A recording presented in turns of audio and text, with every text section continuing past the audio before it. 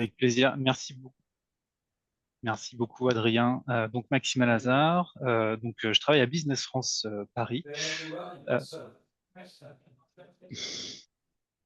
Euh, et pardon, excusez-moi. Et donc, je suis responsable grand compte donc sur la filière vin et spiritueux. Je m'occupe particulièrement aussi donc de la région Loire. Et je travaille notamment avec l'interprofession Interloire, par exemple, ou également des syndicats sur la région. Alors, pour continuer un petit peu, donc on va commencer avec une partie donc sur l'importance de l'export et qu'est-ce qu'est la Team France Export. Certains d'entre vous nous connaissent peut-être déjà, donc pour résumer, la Team France Export est née d'une demande en 2018 d'associer trois acteurs majeurs autour du développement des entreprises pour les aider à mieux travailler à l'international. Donc ces 3 acteurs, ce sont d'abord les CCI, parce que ce sont les structures qui sont les plus présentes en France. On compte au moins une CCI par département et donc l'objectif étant d'avoir un réseau proche de toutes les entreprises et quand je dis vraiment toutes les entreprises, c'est pas juste les domaines viticoles, hein, mais on a des collègues aussi qui accompagnent aussi bien sur l'industrie, l'agroalimentaire, l'énergie, le nucléaire, l'aéronautique et cetera. On couvre vraiment toutes les filières possibles pour aider un maximum, de sociétés à se développer à l'étranger. Donc ce développement à l'étranger passe, par une connaissance des marchés internationaux et notamment grâce au réseau donc des bureaux Business France qui sont basés dans les différents pays. Donc on recense environ une soixantaine de bureaux répartis dans plus d'une cinquantaine de pays différents. L'objectif pour avoir ces bureaux à l'étranger, c'est vraiment d'être, capable de connaître au mieux le terrain, de connaître au mieux ses marchés et d'être capable de répondre à: «OK, qu'est-ce qu'il se passe, quand on est à l'étranger? Quelles sont les demandes, typiquement pour les importateurs de vin? De quoi ils ont réellement besoin et quelles sont les typologies de vins qu'ils attendent?» Et ça, c'est vrai que quand on reste juste en France, on va pas avoir le même lien, on va pas avoir le même contact avec eux et l'objectif, c'est vraiment de pouvoir, les côtoyer le plus possible pour pouvoir, les aider aussi à se fournir en vin français. Le troisième membre fondateur, donc c'est la BPI France et eux, ils sont là essentiellement pour tout l'aspect financement, et notamment, je ne sais pas s'il y a des personnes ici qui ont déjà eu recours à ce programme-là, mais donc, avec l'assurance prospection, qui était auparavant gérée par la Coface. J'ai pas développé l'assurance prospection, mais ça peut être l'objet d'une question de votre part. Il faudra pas hésiter à me la poser, soit pendant le webinaire, soit après, à part par mail ou par téléphone. Donc dans ces partenaires, les régions, sont aussi, travaillent aussi avec nous, et donc, en ce qui concerne le Val-de-Loire, le centre Val-de-Loire et les Pays de Loire, avec les agences, respectives que vous connaissez sûrement, donc DevUp et Food Loire. Leur rôle, c'est d'intervenir à la fois pour, l'organisation d'événements collectifs, mais de soutenir globalement le développement à l'international aussi, pour les différentes filières. Donc je disais, le développement, des entreprises à l'international, toutes les entreprises, hein, que ce soit des TPE, même des startups, hein, qui viennent d'être, créées jusqu'aux grosses ETI et aux grands groupes. L'objectif est vraiment de pouvoir emmener un maximum de structures, vers les marchés export. Donc notre cadre d'intervention, donc Maxime l'a un petit peu, présenté, donc on intervient notamment au niveau des filières et c'est une partie de ses missions à lui aussi, donc de travailler avec Interloire, avec le BIVC, avec, voilà d'autres grandes structures comme celle-ci pour pouvoir, les aider à mieux communiquer, sur les marchés export.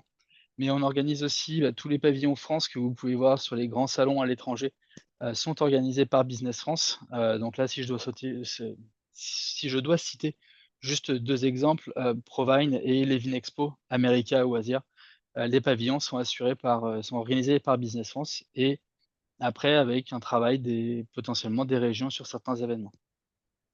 On organise aussi, des missions collectives à l'étranger. Que ce soit par exemple des Test in France ou d'autres formats, sur lesquels donc on a une expertise et où notre rôle, c'est vraiment de vous permettre de vous faire rencontrer des importateurs, des distributeurs, sur les marchés à l'étranger.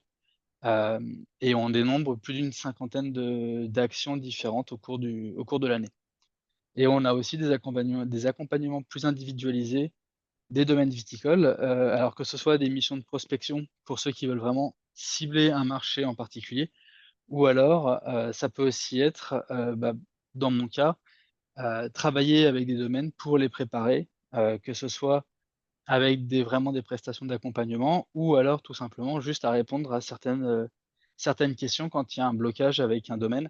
Je vais vous prendre un exemple en date, un importateur de Corée du Sud qui demande un document particulier en fait, dont le nom n'est pas référencé, quand on le cherche comme ça en France, mais en fait, ça correspondait juste là à la demande d'une vigneronne pour son cabis.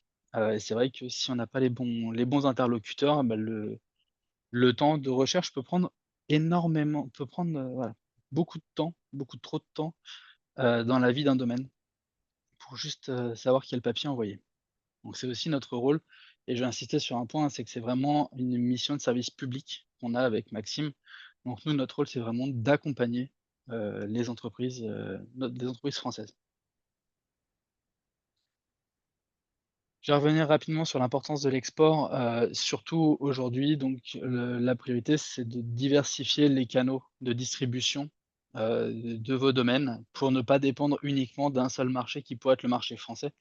En ce moment, il est quand même de plus en plus difficile de pouvoir vendre juste en France. C'est vrai que on voit que la consommation a tendance à baisser, même si les chiffres peuvent être mince, désolé, je perds mes mots. À pondérer. L Voilà, merci Sébastien. À pondérer, parce qu'en fonction des types de vins, ça peut varier, mais globalement, on voit que le marché, la tendance de consommation est plutôt à la baisse. Donc l'important de ne pas dépendre juste de ce marché, mais vraiment d'aller voir sur d'autres pays parce que, bah, les demandes varient en fonction des différents pays, des différents types de consommateurs. L'export, implique quand même énormément une demande vraiment forte en temps, que ce soit pour la prospection, pour la négociation, pour conclure une première demande et cetera. Globalement, il faut se dire que, on va pas c'est pas parce qu'on commence à développer l'export aujourd'hui qu'on va avoir sa première commande dans un mois.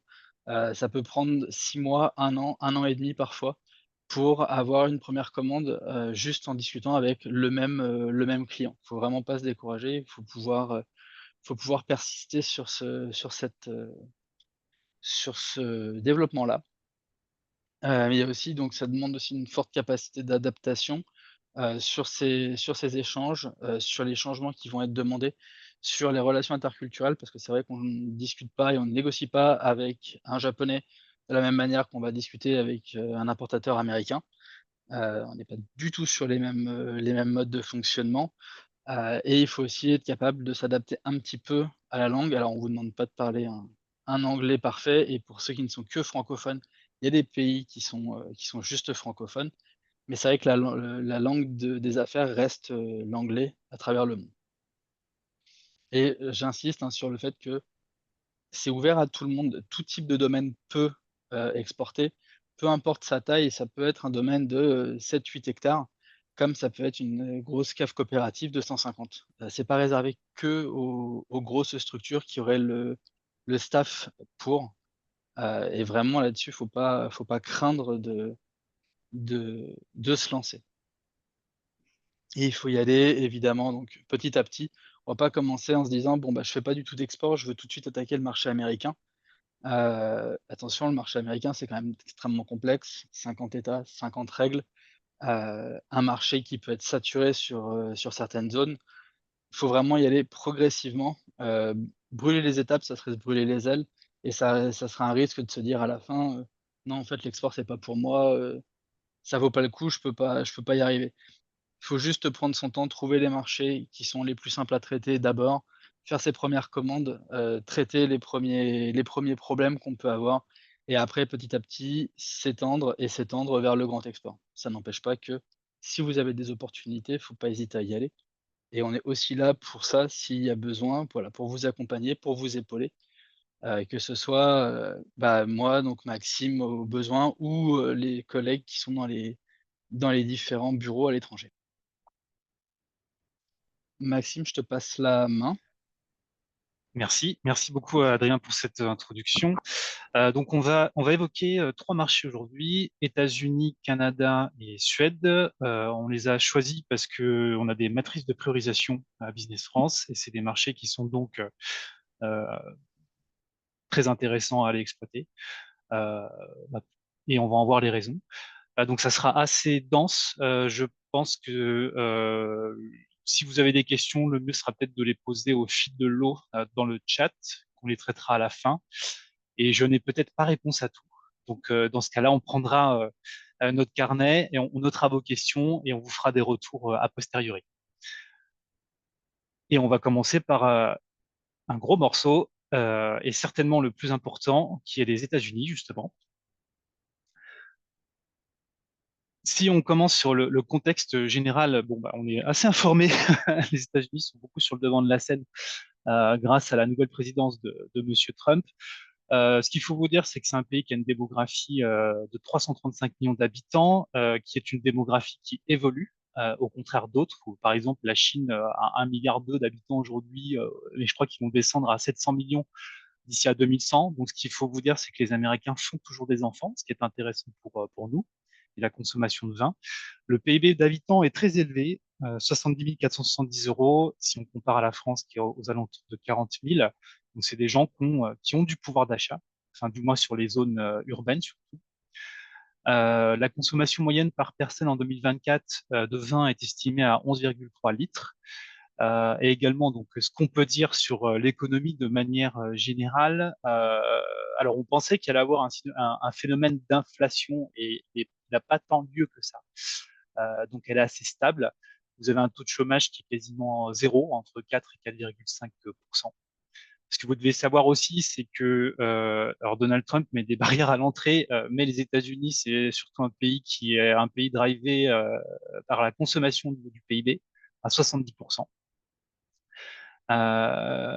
Et également, ce qu'il faut savoir, c'est que l'administration Trump quand même pour de l'America First. Donc, ça veut dire qu'il y a beaucoup d'incitation à aller localiser des usines, ce qui fait qu'en ce moment, il y a énormément d'investissements qui sont faits aux États-Unis, donc c'est assez dynamique. Et comme je vous le disais, il n'y a pas forcément un effet d'inflation qui est en train de se produire, puisque ça semble être les distributeurs, les grossistes qui prennent et peut-être aussi sur les nouveaux qui vont venir, vous aurez peut-être des aspects de négociation qui se feront au niveau de la politique des prix, puisque il semblerait que les consommateurs n'en payent pas le prix, mais que ce soit plutôt la chaîne avant qui paye ce prix-là. Et également aussi, il y a autre chose qui a noté aujourd'hui, c'est qu'à l'heure actuelle, le dollar est assez faible par rapport à l'euro, donc c'est plutôt là, à l'heure actuelle, avantageux pour nous au niveau des exportations aux USA. Si on passe la prochaine slide. Alors, je vous ai mis la photo officielle de Monsieur Trump qui, je trouve, est assez évocatrice sur le personnage. Il y a des changements politiques et économiques qui ont lieu et qui vont encore avoir lieu dans les années qui viennent. Je pense que ça aura un impact énorme sur le marché. Donc, à voir si ça reste à 15% aujourd'hui au niveau des taxes. On n'est pas à l'abri que ça évolue encore et ça peut être d'un côté comme de l'autre. On ne sait pas du tout. L'autre chose à savoir sur le marché américain, c'est que vous avez des consommateurs de nouvelles générations qui arrivent. La génération du baby boom est en train de disparaître, et ce qui fait qu'il y a d'autres générations qui vont prendre le relais, et c'est ceux-là qu'il faut viser. Donc les millennials, qui sont, on va dire, les plus de 30 ans, et la génération Z, qui sont les en dessous de 30 ans. Et ils ont des intérêts qui sont différents de leurs aînés parce que leurs portes d'entrée, leurs codes sont différents. Donc on verra que les vins blancs, les alternatives pétillantes et les vins éthiques euh, fonctionnent plutôt bien et vont fonctionner encore durablement. On a des évolutions, des canaux également. Il y a une distribution qui change, qui est mouvante. L'e-commerce, par exemple, prend un petit peu plus de place aux États-Unis aujourd'hui. Et donc, ça peut être intéressant, ça peut être des opportunités pour les années à venir pour redéfinir, par exemple, les marques, tester des nouveaux produits ou des nouveaux emballages et d'engager surtout numériquement le consommateur pour renforcer la fidélité. Le canal numérique, donc tout ce qui va être communication, soit LinkedIn auprès des professionnels ou soit les autres réseaux sociaux, je pense vont prendre une importance cruciale pour les générations qui sont millennials et génération Z. Et je pense que ne pas être sur ce canal qui reste aussi le moins cher pour communiquer et de contrôler votre communication, je pense que si vous le faites pas encore aujourd'hui, il faut vous y intéresser, surtout sur des sociétés qui sont très sensibles à ça, comme les États-Unis, qui est une société où l'influence est très importante. Et l'adaptation au climat et durabilité, ce qui est bien puisque vous êtes a priori tous des producteurs en biodynamie, c'est qu'on va de plus en plus se diriger donc vers des produits qui vont être valorisés, qui vont avoir besoin d'un standing et d'une image.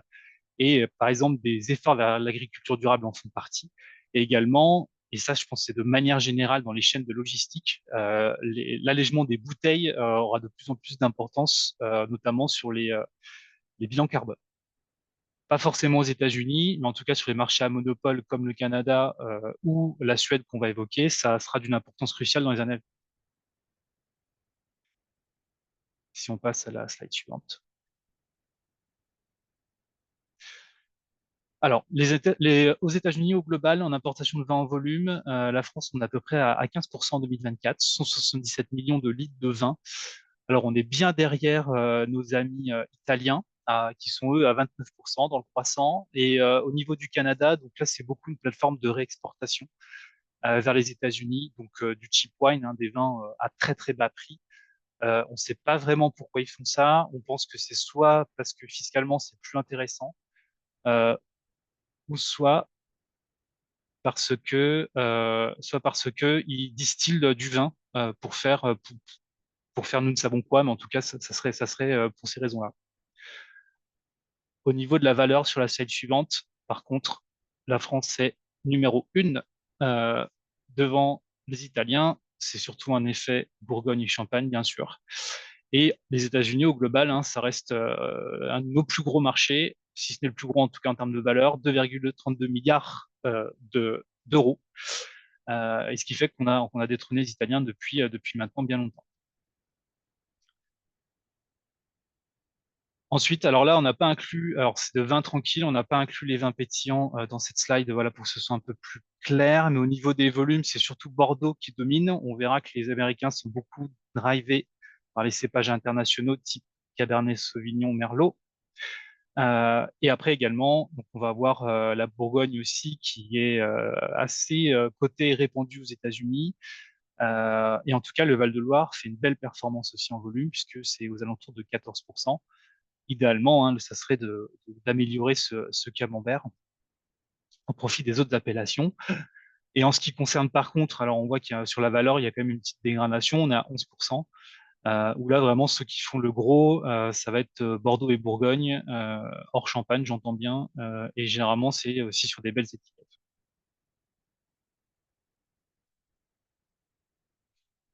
Alors, je ne sais pas si vous connaissez tous le marché américain. Donc, le marché américain, c'est un système qui est un peu particulier. C'est pas un marché libre, c'est un marché où il y a le three-third system qui est issu de la prohibition.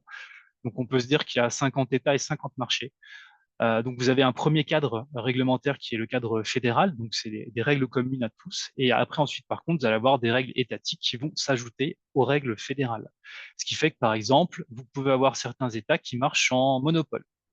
C'est le cas, par exemple, de la Pennsylvanie ou de l'Utah. Et vous avez certains pays, pardon, excusez-moi, certains États, mais qui, enfin, pour moi, sont des pays, hein, qui ont des fonctionnements différents.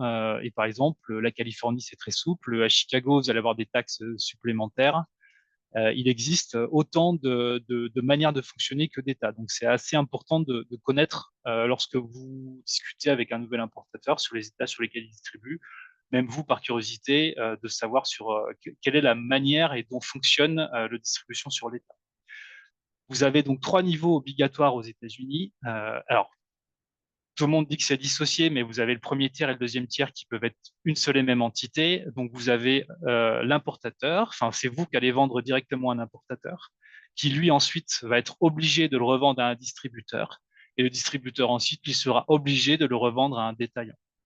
Ce qui fait qu'il y a une chaîne qui est assez longue et assez lourde, et c'est pour ça que généralement, vous avez des coefs de 3 à 4 aux États-Unis par rapport à votre prix départ cave, ex-work.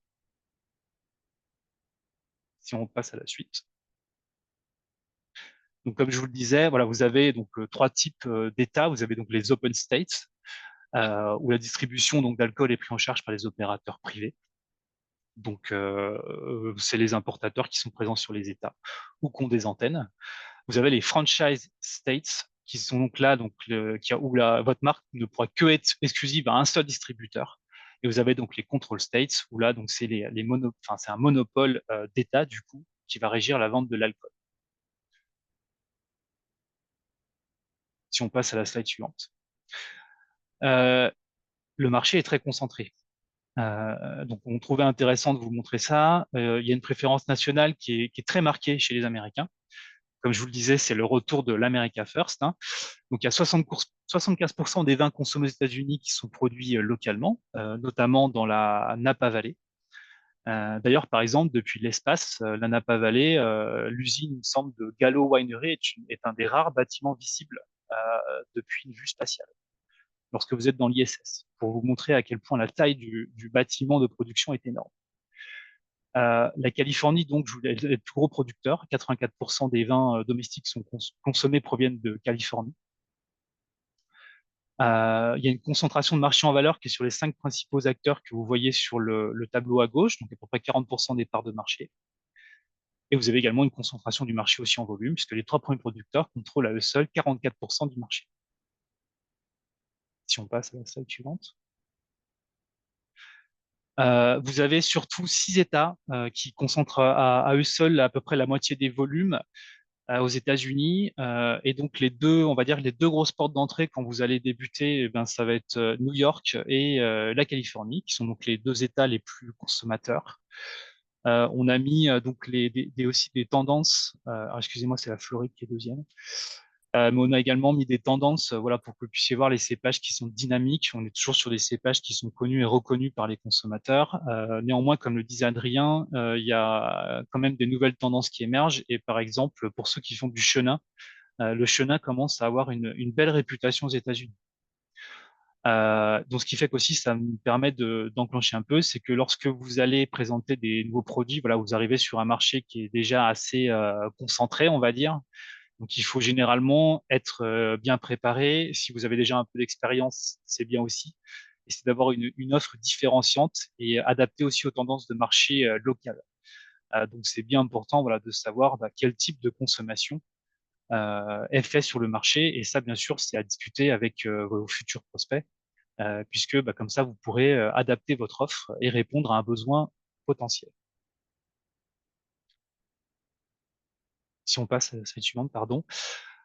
Euh, Donc, nous, on a deux, trois conseils à développer avec les importateurs américains et notamment alors c'est surtout aussi une approche anglo-saxonne. Alors, tout comme vous, vous êtes très occupés, ils le sont aussi. C'est des personnes qui reçoivent énormément de demandes chaque jour et qui les traitent rarement. Donc, il faut vraiment être force de proposition et avoir une offre intéressante. Généralement, quand vous allez vous présenter à eux, enfin, ils veulent pas forcément entendre des éloges sur votre produit. Les professionnels savent que de toute façon, les produits français sont des produits d'excellente qualité globalement. Ce qu'ils veulent plutôt savoir, c'est ce que ça va produire dans leur portefeuille. Ce qu'ils veulent voir aussi, c'est que vous, comme je vous le disais, c'est que vous comprenez le marché américain. Euh, Néanmoins, il faudra vous rassurer sur tout ce qui est processus d'importation. Généralement, c'est eux qui prennent tout en charge. Donc au prix, enfin, quand vous ferez votre départ cave. Et également aussi, ils veulent voir que vous êtes prédisposé à travailler avec eux. Alors, si jamais ça ne peut être un investissement en fonds, c'est au moins un investissement en temps et il faut être aujourd'hui extrêmement réactif sur les marchés. Et comme le soulignait Adrien, sauf si vraiment votre offre correspond parfaitement à ce que recherche un importateur ou le marché, généralement, d'entrer dans un nouveau compte client, ça prend du temps Aux États-Unis, ça peut aller assez vite, mais voilà, faut quand même être sur une moyenne de 6 mois à 1 an, et en faisant des relances régulières. Et comme l'a dit Adrien, surtout ne jamais se décourager. Donc, on peut vous conseiller certains moyens de démarchage si vous n'êtes pas encore aguerri. Être présenté par un contact commun, c'est toujours intéressant, même si vous, par exemple, vous n'avez pas une offre qui correspond à la demande d'un importateur, vous pouvez partager ça avec un collègue avec qui vous avez des affinités, avec qui votre portefeuille n'est pas en concurrence, par exemple.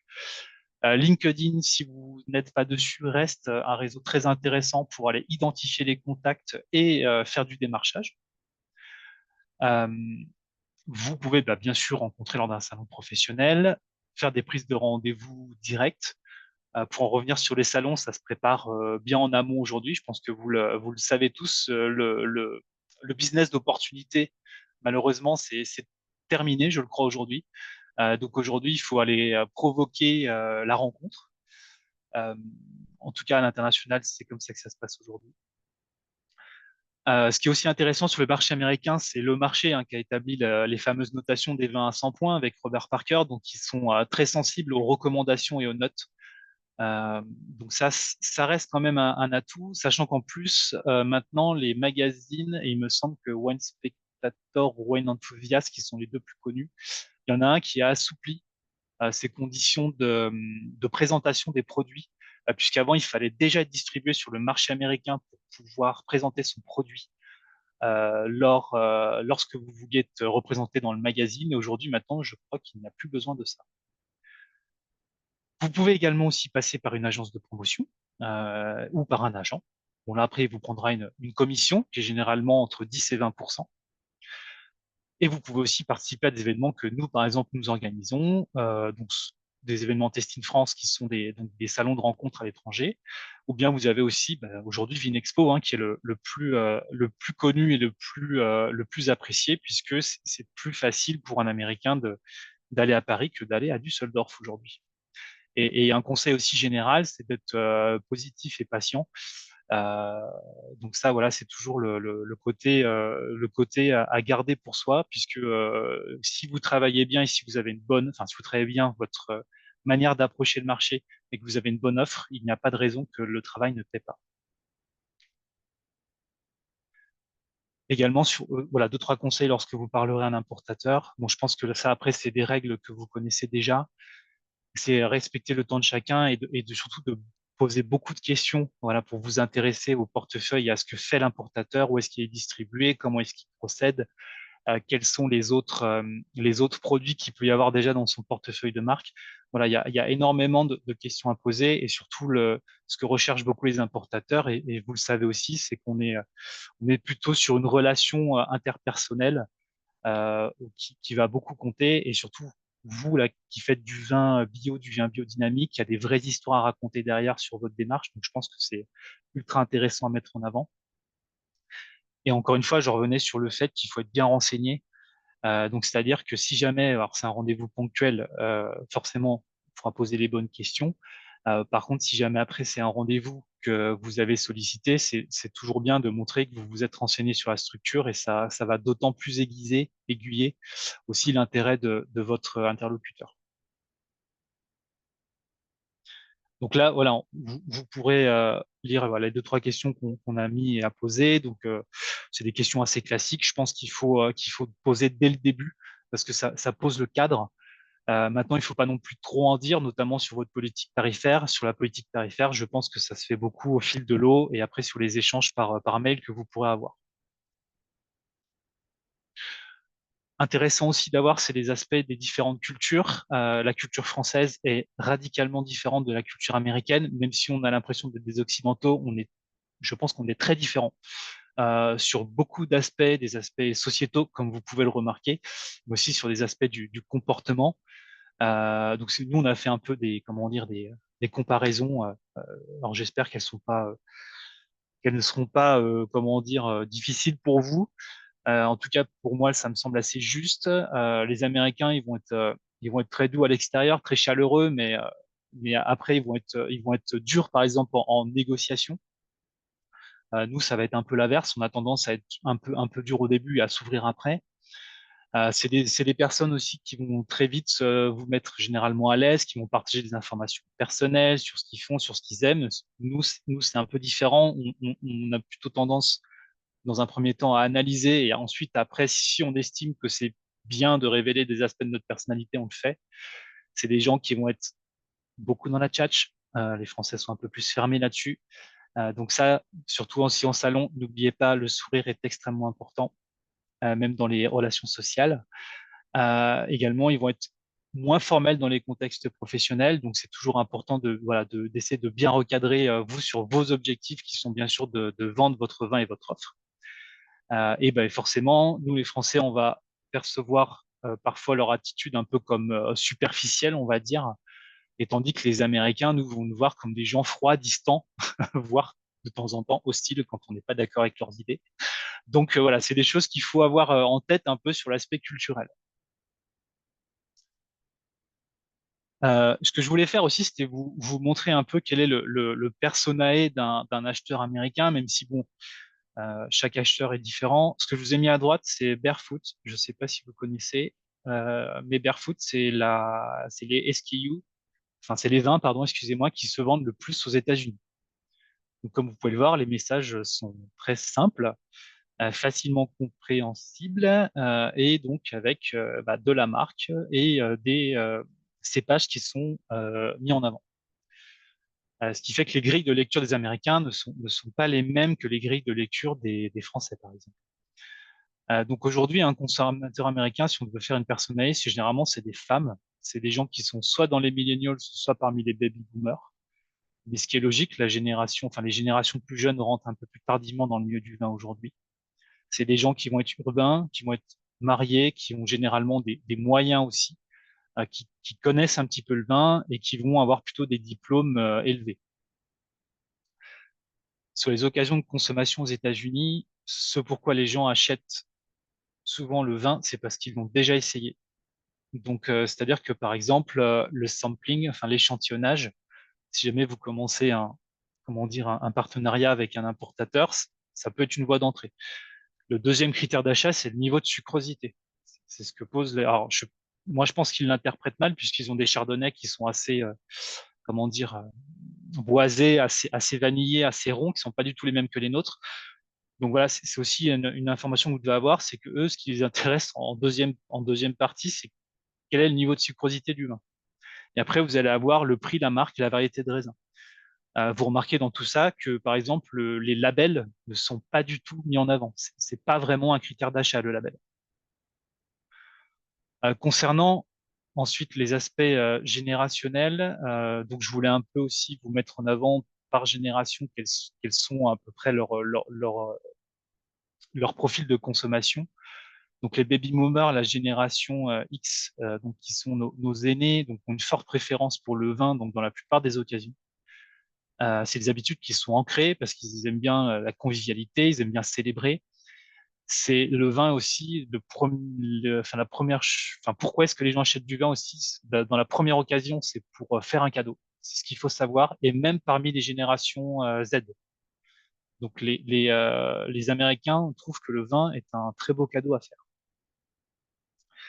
Et également parce que ça reflète aussi donc des traditions et des valeurs. Donc pour les baby boomers, les millennials, alors il y a une préférence modérée pour le vin, bien que ce soit des beaux acheteurs de vin aux États-Unis, parce que c'est eux, par exemple, qui achètent les vins à des prix plus élevés. On verra ça. Euh, ils- Comme les générations Z, les millennials consomment plusieurs types de boissons. C'est qu'en fait, ils ne boivent pas moins, mais ils essayent plus d'expérience. Et donc également, eux, ça va être différent. Ils vont plus boire aussi le vin, soit sur des occasions un peu informelles à la maison, ou bien sur des occasions spéciales, comme je vous disais, par exemple, le cadeau qu'on fait à la belle maman quand on va la voir en dîner. Et pour la génération Z, alors eux, c'est plus compliqué. Ils ont beaucoup plus de choix. Le vin fait un peu moins partie par rapport aux générations d'avant dans leur tradition de consommation. Euh, Quand on dit boisson moderne, ça va par exemple être les ready to drink que vous connaissez peut-être, qui sont déjà des prémixeurs. Donc ça marche très bien. Par exemple, je ne sais pas si vous connaissez les Buzz Balls, mais qui est une espèce de boule avec un mélange de vin, de limonade, etc. Et ben ça cartonne aux USA, par exemple. Et pour eux, surtout, ce qu'ils font, c'est qu'ils offrent le vin en cadeau. Et aussi, ce qu'ils aiment bien, c'est la phase d'exploration. Donc, ils sont pas forcément fidèles pour leur côté. Ils vont vouloir essayer plusieurs types de produits. Si on passe à la slide suivante.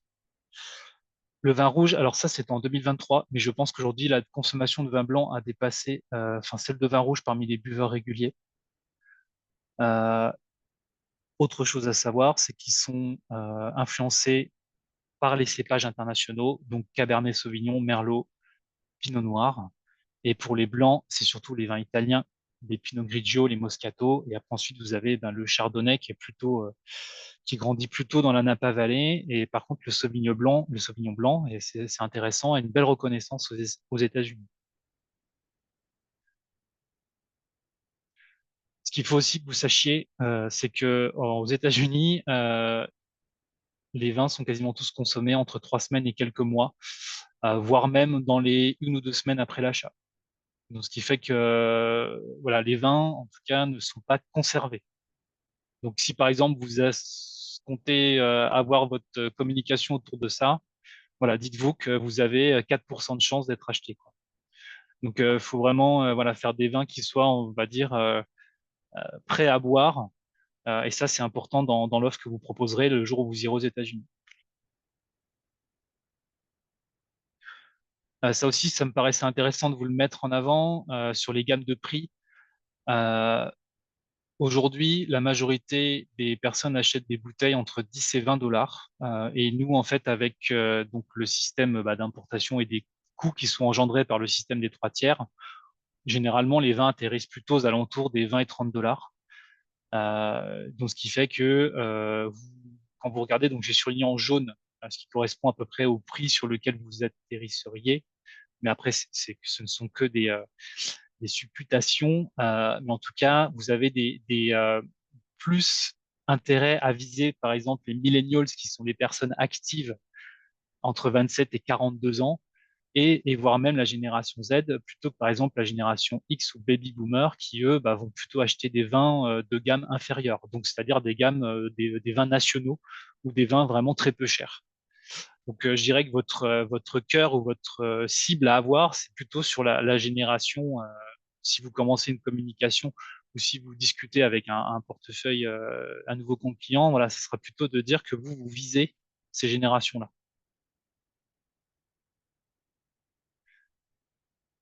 C'est un marché alors malgré tous les vents contraires qu'on peut avoir, ça reste un marché qui est résilient, puisqu'aujourd'hui, on a à peu près une taille de 107 milliards de dollars pour le marché du vin, mais il devrait atteindre, donc bien sûr, après, il faut prendre en compte tout ce qui est inflation, etc. Mais ça sera environ aux alentours des 118 milliards d'ici à 2033. Donc ça reste un marché extrêmement important. Vous allez avoir une demande accrue pour des produits de qualité authentiques et responsables, ce à quoi vous êtes concerné. Et également, je pense qu'il y aura aussi une diversification de l'offre. Comme je vous le disais, il y a des générations qui veulent essayer de plus en plus de nouveaux produits, d'où l'intérêt d'être assez proactif, je dirais, sur tout ce qui va être packaging, ou même vous-même, si vous avez des nouveaux cépages, par exemple, ou des nouveaux produits que vous développez, de bien le faire savoir et de le mettre en avant. Donc nous, ce qui est bien, c'est qu'on a un positionnement qui est haut de gamme et un héritage culturel fort. Lorsque je me balade dans Paris aujourd'hui, je n'entends plus que de l'anglais et surtout de l'américain. Donc voilà, sachez-le. Il y a une grosse attractivité autour des vins premium biologiques et durables. Malgré l'inflation, il y a quand même toujours nos produits sont toujours très compétitifs et surtout, alors après c'est un avis personnel, je trouve au regard quand on se compare à beaucoup de vins euh, américains, je trouve qu'on est vraiment des excellents rapports qualité-prix. Donc les leviers de différenciation pour nous, ça sera la qualité, bien sûr. Je pense aussi la qualité-prix, la durabilité, les jeunes adultes. Alors il y a une partie des Américains qui sont pas trop pour le développement durable, mais vous, je pense, la partie que vous visez le seront plutôt. Et également, il y a une forte, enfin, l'identité régionale aussi, et donc l'histoire que vous allez créer autour de votre produit sera également importante. Et c'est ce que je vous disais, je pense que les réseaux sociaux sont l'une des meilleures manières de le faire.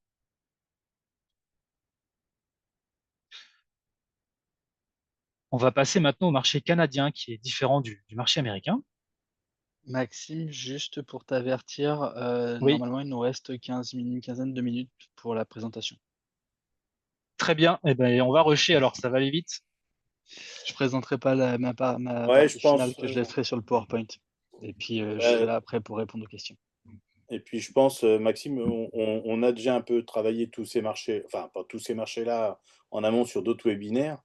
Donc Oui. on peut accélérer, enfin la compréhension, il n'y a pas de Alors, souci. qu'est-ce que vous Non, non, non, avez... tu peux continuer, mais il y a juste, on peut accélérer la cadence, parce que je pense qu'on a beaucoup de questions derrière qui vont Ah, d'accord. pas intervenir. Donc, Très bien, très bien, très bien. Je ne sais pas si on vous a déjà présenté le Canada, mais en tout cas, c'est un pays qui est très grand, donc avec des différences au niveau des provinces.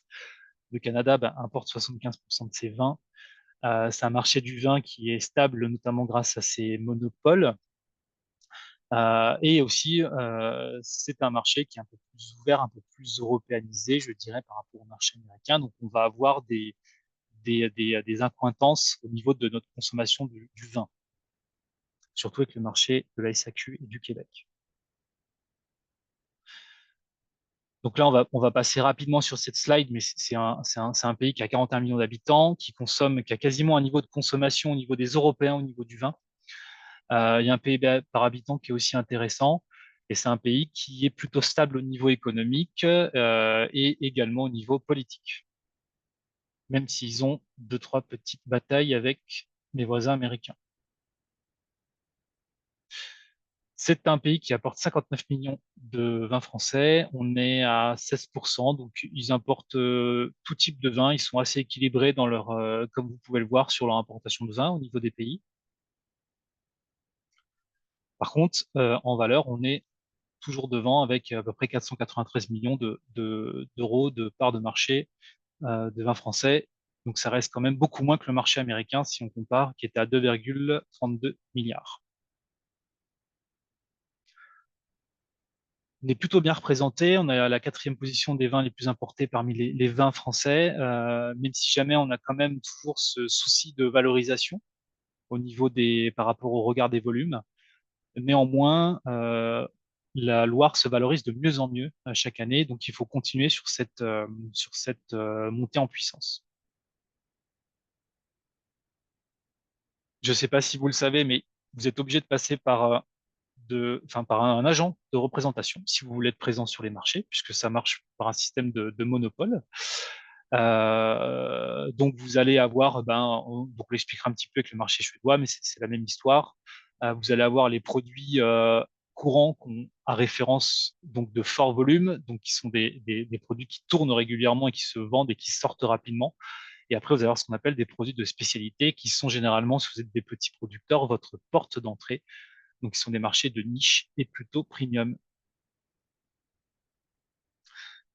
La population canadienne concentrée dans ces quatre provinces, comme je vous le disais, donc notamment avec l'Ontario. Bon à savoir, donc l'Ontario, la LCBO, c'est un monopole, c'est le premier acheteur de vin au monde, et la SAQ, c'est le premier acheteur de vin français au monde. Sur les chiffres, je pense qu'on peut passer, Adrien, mais voilà, c'est pour vous dire qu'on est sur des marchés qui sont de taille conséquente, notamment pour le vin français, même si les LCBO, je pense que ça peut encore mieux performer, et ça sera certainement le cas dans le futur, puisqu'ils ont assoupli leur système de distribution, notamment auprès des GMS, enfin des grands magasins spécialisés. Tu peux passer, aucun souci. Ça, c'est des statistiques que je vous laisserai voir, mais voilà, c'est pour vous dire qu'à peu près, ce qui est intéressant de voir, c'est la consommation. Donc, c'est toujours au Québec où elle est vraiment plus grande qu'ailleurs, 22 litres, contre en Colombie-Britannique à peu près 14 litres. Après, les Québécois, ils achètent moins cher parce qu'ils ont un pouvoir d'achat un peu moins élevé, je pense, qu'en Ontario. Et l'Ontario, il y a de plus en plus une orientation vers des vins haut de gamme. Et donc attention, parce que s'il y a quand même de tendances de consommation depuis 2018 pardon, qui sont en baisse, notamment parce qu'il y a une pression économique qui est assez forte, même si le PIB se maintient, il y a la pression économique qui est assez forte, il y a des arbitrages à faire. Par exemple, là-bas, hein, les taux immobiliers sont sur des taux variables. Il n'y a pas de taux fixe comme nous en France. Il y a aussi des changements démographiques qui font moins d'enfants, au contraire des États-Unis. Et il y a des concurrents, de la concurrence, comme je vous le disais, sur des boissons alternatives. Ça aussi, c'est pas mal pour vous à savoir. Aujourd'hui, vous avez sur la SAQ à peu près 388 références de Loire disponibles, contre seulement 90 à la LC Bio. Donc ça, après, c'est normal, c'est avec l'influence qu'on a eue par le passé avec le Québec.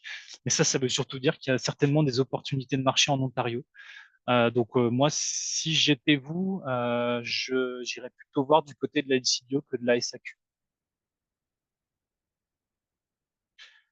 Et comme je vous le disais, il y a eu des évolutions en Ontario depuis août 2024, puisqu'il y a eu donc l'ouverture du marché à des nouveaux points de vente, donc les supérettes, comme par exemple les stations-service, stations essence, et donc des enseignes comme comme Costco.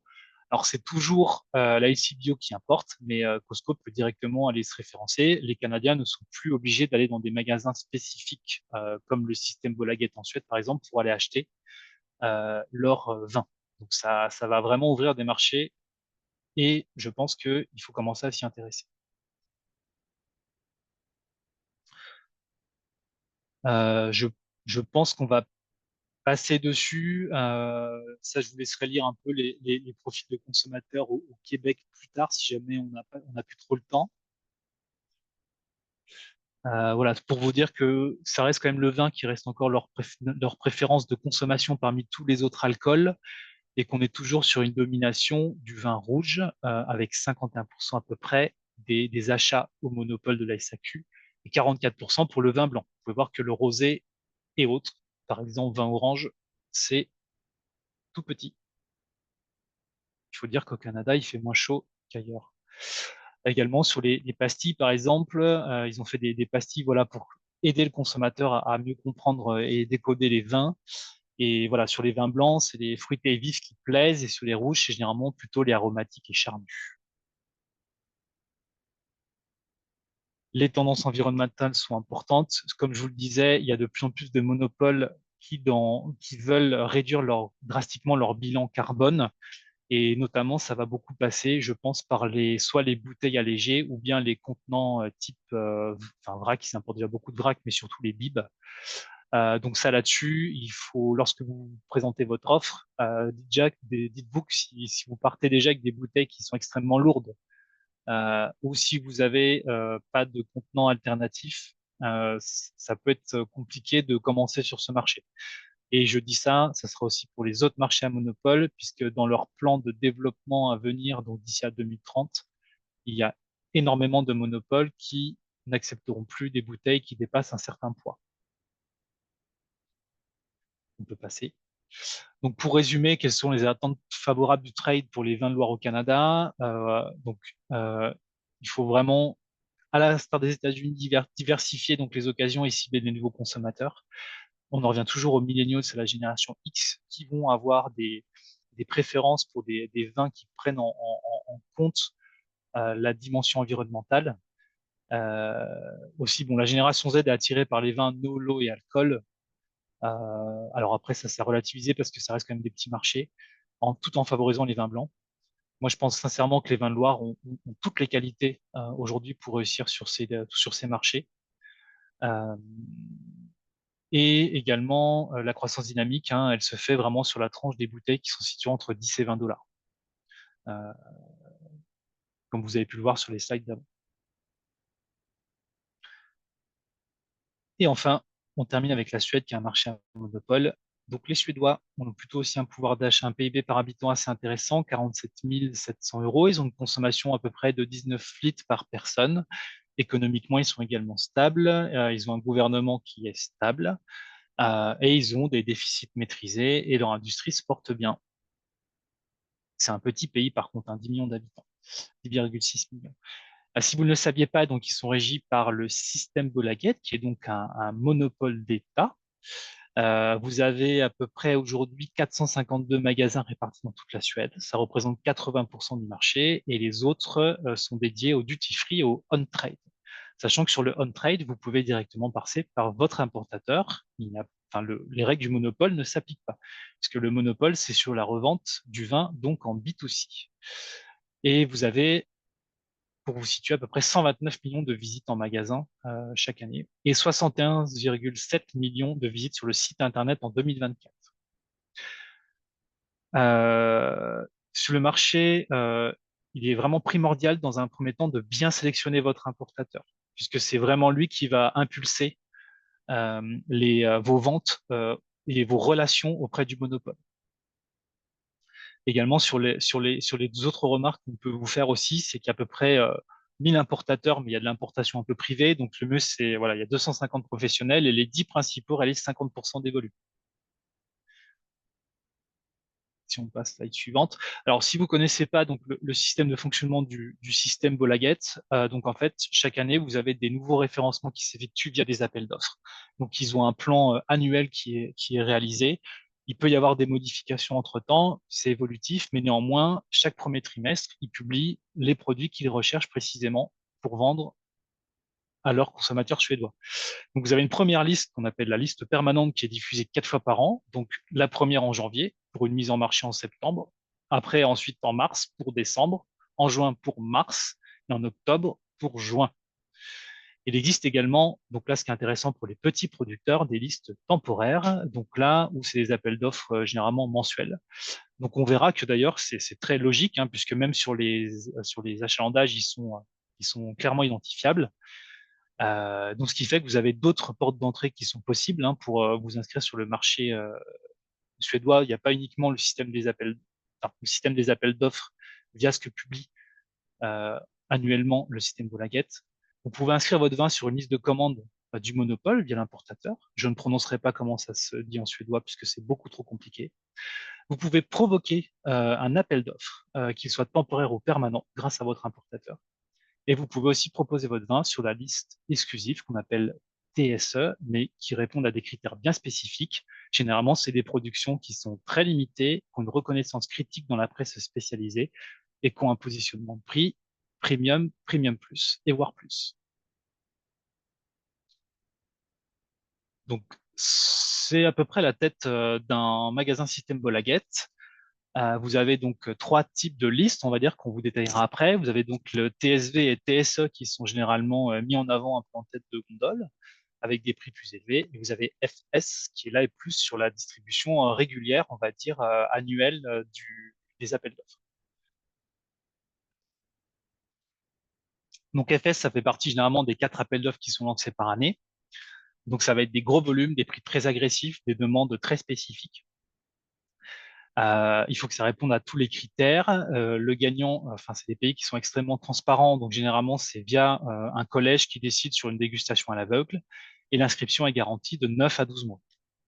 Pour le TSV, donc c'est des appels d'offres qui se font chaque mois. Il y a des exigences tout de même, avoir à peu près 3600 bouteilles, des prix compétitifs, mais qui seront moins compétitifs que les prix du FS. Et généralement, ça va être des vins OP et donc de domaines reconnus, bon, ce que vous êtes. Et ça va plus, enfin, également, vous aurez besoin d'avoir, on va dire, des reconnaissances. Et c'est toujours intéressant d'avoir des notations dans des beaux magazines. Et ben, généralement, c'est votre importateur qui va travailler ceci au quotidien. Et après, vous avez ce qu'on appelle les TSE. Donc là, c'est vraiment des plus petits lancements. Il y en a 3000, par contre, il y en a 3500 par an. Donc c'est quand même assez conséquent. Donc sur tout type de vin, internationaux aussi. C'est des minimums de 600 bouteilles, bon, prix compétitif, mais comme vous avez pu le voir, vous pouvez avoir des prix beaucoup plus élevés. Et là, après, on est sur des sélections directes par l'acheteur après dégustation. Donc là, c'est vraiment plus, on va dire, de l'influence du monopole pardon, l'influence de l'importateur qui sera importante auprès de l'acheteur du monopole. Parce qu'il n'y a qu'un seul acheteur unique au monopole suédois, français. Donc ça, c'est des exemples d'appels d'offres que vous avez eu récemment pour les vins de Loire. Vous avez par exemple une demande pour l'AOP Crémant de Loire, vous avez aussi eu l'AOP Saumur et Saumur Champigny. Vous allez voir, vous avez différents types de volumes à différents prix et les descriptifs voilà, sont assez précis. Donc voilà, c'est un peu souvent, faut vraiment tomber dedans. C'est un peu arbitraire, mais c'est comme ça que ça fonctionne. En tout cas, sur les appels d'offres annuels, vous pouvez plus orienter le choix sur des appels d'offres temporaires avec votre importateur. Donc la Suède, ça représente des beaux volumes, 242 millions de vins français à peu près qu'ils ont importés, et vous avez 280 millions de valorisation du vin français. Donc on est toujours devant nos amis italiens, espagnols. Également, donc, concernant la Loire, il y a des volumes. Alors, on est plutôt faible en volume, hein, on est qu'à 4%. Et comme vous pouvez le voir, c'est le vin de France, hein, qui cartonne, et le Languedoc-Roussillon, parce que ce qu'il faut savoir, c'est qu'en Suède, ils boivent beaucoup, mais ils boivent beaucoup aussi en bib.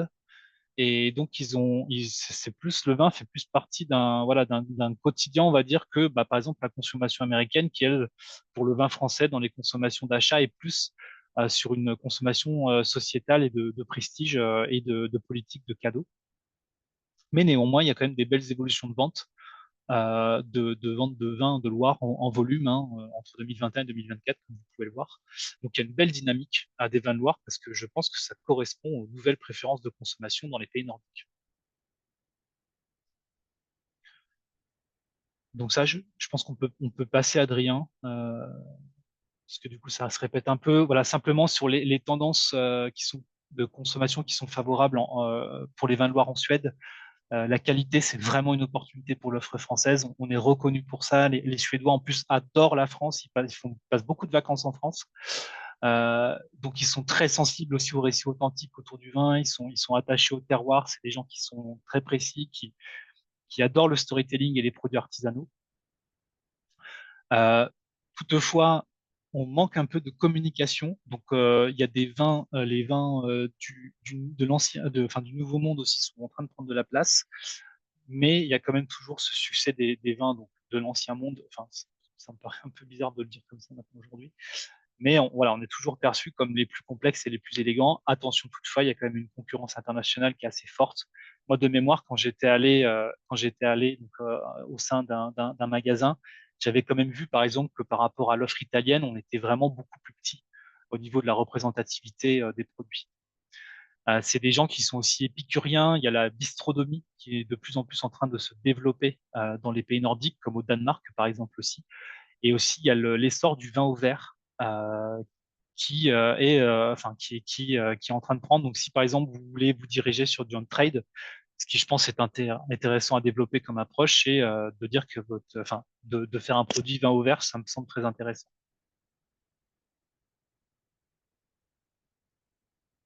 D'autant qu'en plus pour eux le conditionnement est pas un problème, comme je vous le disais, c'est à peu près, enfin eux ils sont très familiers avec les bag-in-box, avec les bouteilles allégées, les Tetra Pak. Donc c'est-à-dire que voilà, si jamais vous vendez pas un vin de prestige à faire vieillir, je pense que d'utiliser un conditionnement durable alternatif pour pénétrer ce marché, c'est une bonne idée. Et on a toujours, bah, bien sûr, cet attrait pour le biodynamie, les vins naturels. Ils ont développé un label spécifique qu'ils mettent en avant maintenant au sein du monopole. Je vais très mal le dire, j'espère qu'il n'y a pas de Suédois. Halbart Val, qui veut dire choix durable. Donc en tout cas, c'est mis en avant et ça, c'est vraiment très intéressant pour vous parce que 26% de vins biologiques sont représentés en monopole, ce qui est absolument énorme. Alors que par exemple, aux États-Unis, voilà, le label bio n'est pas reconnu, enfin AB Bio n'est pas reconnu. Et par exemple, les Américains n'y prêtent pas attention. Je veux juste vous rappeler que le bio, il y a surtout, on va dire, quatre pays ou quatre cultures qui font attention à ça. C'est la France, l'Allemagne, les pays nordiques, enfin j'englobe tous les pays nordiques, et le Japon. Le reste des pays, c'est plus conceptuel pour eux, le bio.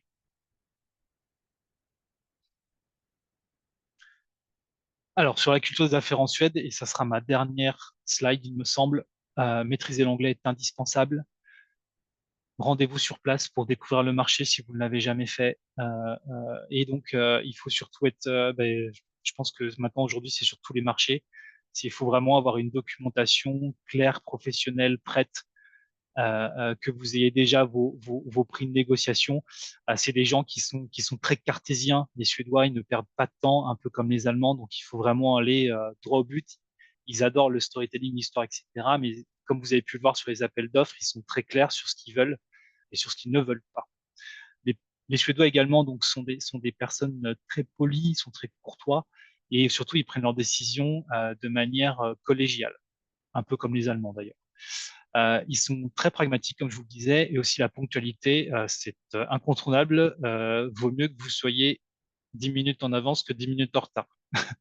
Donc, je ne sais pas comment vous êtes organisé, mais en tout cas là-bas, ce sera vraiment vu comme un manque de respect si vous n'arrivez pas en avance, on va dire.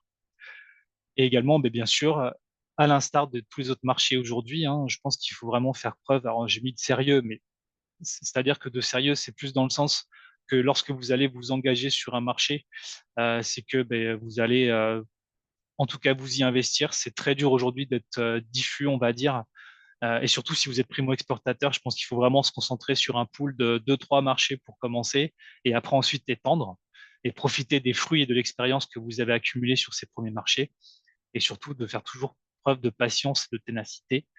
La réactivité est extrêmement importante. Même si jamais, par exemple, des fois, vous avez l'impression qu'ils lisent pas vos mails, vous ne pouvez pas en être sûr. Continuez à envoyer, à fidéliser, à donner de l'actualité sur votre domaine. Et un jour, ça passera peut-être, probablement, donc en conversion. Euh, Également, voilà, si vous pensez que vous perdez votre temps, et que ça, c'est de manière générale avec n'importe quel importateur ou n'importe quel client, il faut changer. Il faut vraiment se concentrer sur ses meilleurs clients. Euh, et donc, voilà, il faut surtout pas hésiter aussi à communiquer avec son importateur, à dire, ben voilà, est-ce que le produit, lorsque vous le placez, est-ce qu'il est bien sorti? Qu'est-ce qui a amélioré? Comment est-ce que je peux vous aider à soutenir les actions de promotion que vous pouvez déjà inclure dans vos prix lorsque vous commencez vos négociations? Donc ça c'est en plus la Suède, c'est un marché où ils achètent quand même à un prix qui est assez élevé, parce que les monopoles, enfin, sont moins quand même dans la concurrence prix lorsque vous parlez des listes qu'on a évoquées avant, pas la liste FS, mais des listes TSE par exemple. Donc là, vous avez quand même, vous pouvez négocier des prix intéressants. Et surtout, voilà, les Suédois sont des gens très transparents dans l'information et aussi ils aiment bien la visibilité digitale. Donc, que j'en revenais sur faites savoir votre quotidien, même une fois par semaine ou une fois régulièrement par mois, ce que vous faites sur les réseaux sociaux, si vous avez des nouvelles offres, etc. Par exemple, LinkedIn, vous pouvez ne cibler que des importateurs spécifiques et cibler vos offres, par exemple, lorsque vous commencez à communiquer. Il me semble que c'est terminé, je crois, de mon côté, Adrien. On va passer aux questions, je pense que ce sera le plus simple. Je vous laisserai lire les quelques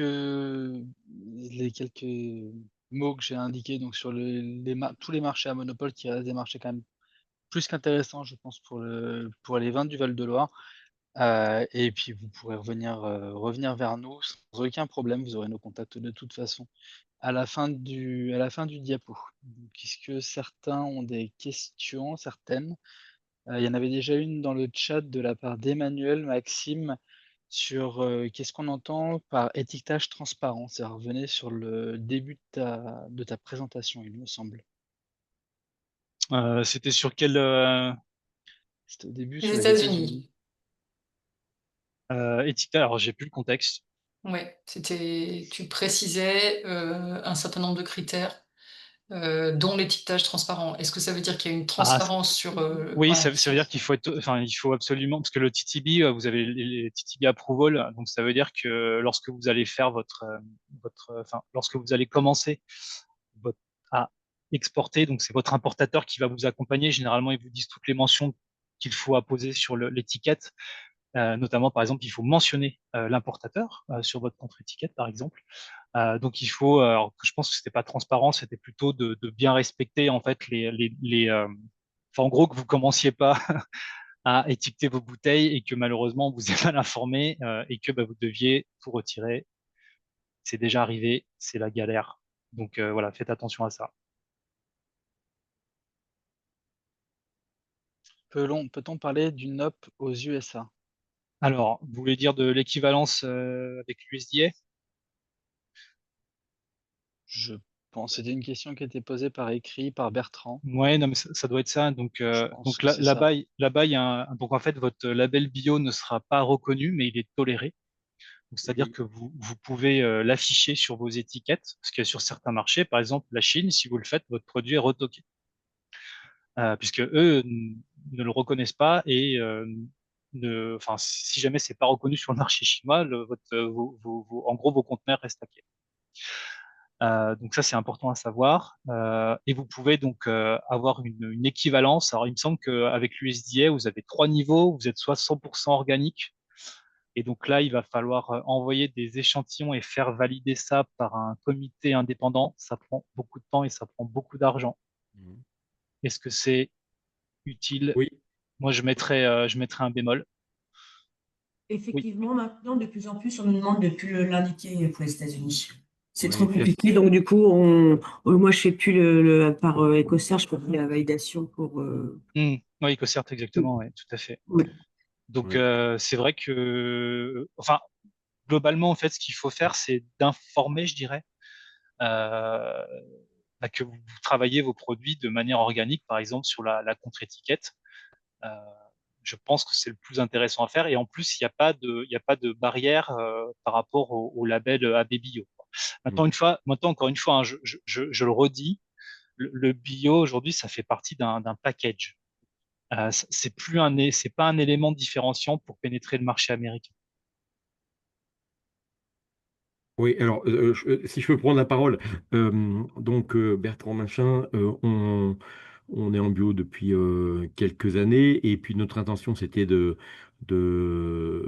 sûr, de communiquer avec le label bio aux États-Unis, et on s'est rendu compte que le NOP coûtait une fortune, Ouais. et puis notre importateur, notre distributeur nous a dit, c'est pas la peine, personne ne le fait. Donc, enfin, je trouve que c'est un peu dommage, et je sais pas comment on pourrait essayer d'influencer les Américains pour qu'ils nous trouvent une solution, qu'on ait un petit logo, un petit truc qui fasse que ce soit un peu reconnaissant, quoi. Mais bon, on nous tarabute pour nous dire il faut absolument le logo, il faut absolument, et puis là-bas, ils s'en foutent, quoi. En fait, exactement, c'est notre vision franco-française, aussi un peu allemande d'ailleurs. Enfin, les Allemands aussi sont très attachés à ça. Mais en fait, les Américains, eux, le label, Ils enfin, en s'en fait, ça foutent. les intéresse pas en fait. D'accord. Enfin, ça fait pas partie de leur choix de sélection, quoi. Par contre, après, si vous vendez, par exemple, sur des canaux très spécialisés, là, ça peut être intéressant, notamment si vous êtes, par exemple, en biodynamie ou si vous êtes vraiment en bio très poussé. Je pense qu'il faut travailler avec des importateurs qui vont travailler avec des distributeurs qui vont être capables d'expliquer aux revendeurs enfin, l'importance qu'a le bio en fait dans votre exploitation. Mhm. Mais de manière globale, enfin, moi, je pense qu'il faut communiquer de manière personnelle et sur ce qui va être réseau social, etc. Parce que je pense que c'est à ces clients-là qu'il faut s'adresser. Euh, et aussi, si vous pouvez travailler également si jamais par exemple vous faites un tour aux États-Unis et que votre importateur vous offre l'opportunité d'aller voir des distributeurs, là, à partir de ce moment-là, vous pouvez en effet sensibiliser le distributeur ou les forces de vente. Ça peut être intéressant. Mais c'est malheureusement les États-Unis, comme vous pouvez le voir, ces derniers temps, je crois que c'est leur dernière des préoccupations, l'aspect environnemental. C'est clair. C'est malheureux d'ailleurs. Mhm. Et Merci. du, du coup, Maxime, pour rebondir un peu là-dessus, est-ce qu'il y a vraiment des critères de durabilité qui peuvent être attendus par par les importateurs aux US ou est-ce que c'est vraiment juste, Bah, ce ça dépend produit est vraiment plus une priorité du tout? bah, Est-ce qu'il y a des critères qui sont à mettre en avant Non, non, non. ou Enfin, comment? alors, j'ai pas dit que c'était pas, enfin, j'ai pas dit que c'était pas une priorité. Ce que je veux dire, c'est qu'aujourd'hui, l'offre bio, quel que soit le marché, est bien développée. Donc, mon point, c'est plutôt de dire que c'est plus comment dire, ce qu'on appelle, enfin, tu dois le connaître, le unique selling point. C'est plus le point qui fait que l'importateur va acheter. Ça fait partie en fait d'une offre globale qui va comprendre le prix, qui va comprendre le délai de paiement, enfin, etc. Tous les critères qui font qu'un importateur te choisisse. Et puis Oui, c'est vrai que ça prend du temps. également aussi, tu as des zones qui sont plus sensibilisées. Très clairement, l'acheteur new-yorkais ou l'acheteur californien est plus sensibilisé que l'acheteur texan ou l'acheteur de Floride. Voilà. Pour faire vraiment, là, je fais des gros raccourcis. Mais par exemple, on le voit aussi en France, la consommation des vins bio se fait majoritairement dans les grandes villes avec des gens qui sont très urbains, plutôt des gens de mon âge, des millennials, parce que c'est la génération qui est sensibilisée au bio. Beaucoup plus que, comme vous avez pu le voir sur les graphes d'achat aux États-Unis, les baby boomers, ils achètent plutôt des vins de grande consommation avec des grilles de lecture assez simples, avec Barefoot, Yellowtail. Enfin, ils n'achètent pas ces produits-là qui sont plus valorisés, sur lesquels il y a un travail de qualité, un travail d'éthique, mais parce qu'aussi ils ont un pouvoir d'achat, contrairement en France, moins élevé que les actifs, les retraités américains.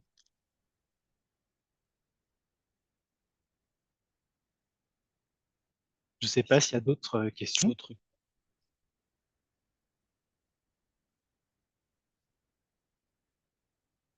N'hésitez Ça a pas à pas en l'air. poser. Il y a vraiment, enfin, il y a aucune. Enfin, ça fait très classique de dire ça, mais il n'y a pas de question bête. Et vraiment là-dessus, on est aussi là pour démystifier l'export. Donc des fois, il suffit de quelques questions assez simples pour pouvoir vous aider à débloquer une situation ou autre.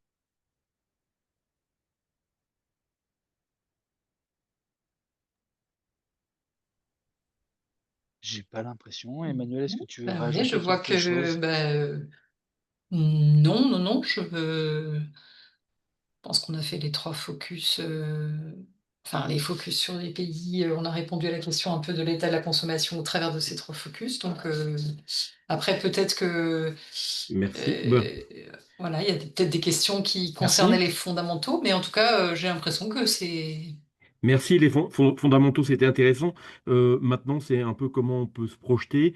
Je pense qu'on a des salons qui arrivent. Est-ce que tu peux nous accompagner pour les prochains salons, notamment où on est peut-être un peu moins présent, parce que États-Unis, Canada, on a tous pas mal de marchés. Pour ceux qui ont rien, États-Unis, il faut peut-être qu'ils se manifestent et que tu les aides un peu là-dessus. Et puis éventuellement sur la Suède, nous aider sur des importateurs plutôt orientés sur des vins bio, parce que je suis d'accord avec toi, beaucoup d'importateurs États-Unis, bon, c'est pas leur premier souci. Le bio, il faut essayer de trouver des gens un peu plus pointus là-dessus. Et en Suède, est-ce que tu as une liste à nous communiquer, de gens à contacter et de faire passer à tous les gens qui sont à l'écoute là aujourd'hui? Je trouve que c'est intéressant. Alors, je vais répondre là pour le coup. Donc, on n'a pas le droit en fait de diffuser de listes de sociétés. Je sais que ça se faisait pas mal avant et j'ai eu un domaine de Touraine qui m'a même montré les annuaires qui étaient édités il y a quelques années je crois que c'était par notre ancêtre qui ne s'appelait pas Business France à l'époque, mais je crois que c'était Ubifrance ou l'émission économique. Euh, on n'a plus le droit en fait juste simplement à cause de la loi RGPD. Donc on ne peut plus contacter, voilà, envoyer Ouais. des listes de diffusion. Puis en plus de ça, il y a aussi euh, les importateurs n'ont globalement, et on a pris déjà, pour avoir déjà eu des ventes cette période-là, on a pris de sacrés retours négatifs parce qu'on n'avait plus diffusé des listes en fait sans leurs accords. Et c'est Hmm. vrai que, en fait, ils n'ont pas forcément apprécié qu'on diffuse leurs informations, leurs coordonnées, sans leurs autorisations, massivement à des domaines ou à des entreprises, hein, parce que ça se faisait dans d'autres filières aussi, hem, sans qu'on les ait au préalable consultés. Donc c'est pour ça aussi que je disais que nous on travaille aussi sur eux, leurs contacts et ce qu'eux veulent, avant de faire redescendre des demandes.